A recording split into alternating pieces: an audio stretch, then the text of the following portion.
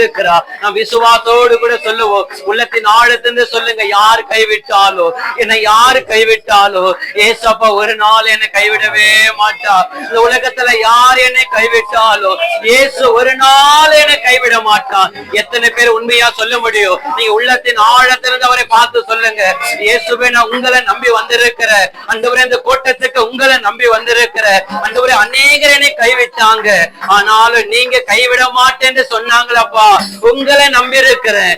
இயேசு என்னை கைவிடவே மாட்டார், இயேசு என்னை கைவிடவே மாட்டார் என்று வாயினால் யார் யார் அறிக்கையிடுகிறோமோ அவர்களை நிச்சயமாய் கர்த்தர் ஒரு நாளும் அவர் கைவிடுகிறவர் அல்ல.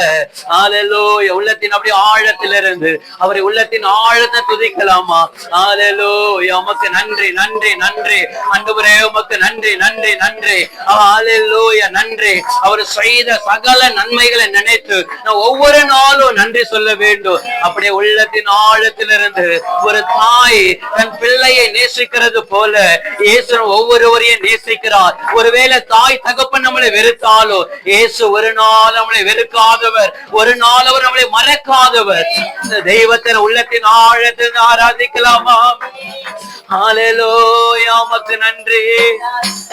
ஒரு தாய் தேற்றுவது போல் என் நேசர் தேற்றுவார். எத்தனை பேர் உண்மையா சொல்ல முடியும்? ஒரு தாய் தேற்றுவது போல் என் நேசர் தேற்றுவார்.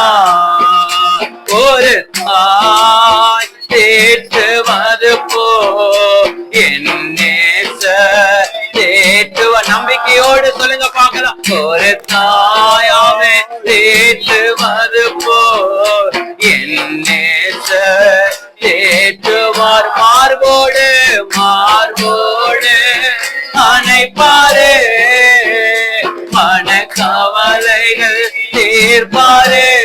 இயேசு மார்போடு அணைப்பாரே, மன கவலைகள் தீர்ப்பாரே. ஒரு தாய் தேற்றுவது போல் என் நேசர் தேற்றுவார். விசுவாசத்தோடு ஒரு தாயாமை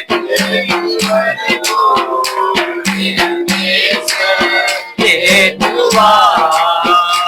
கரம் பிடித்து நடத்து உங்கள் ஒவ்வொருவரையும் கண்மாலை மேல் நிறுத்து. ஆமென். கரம் பிடித்து இயேசு கரம் பிடித்து நடத்துவார். ஆமென். நிறுத்துவார்.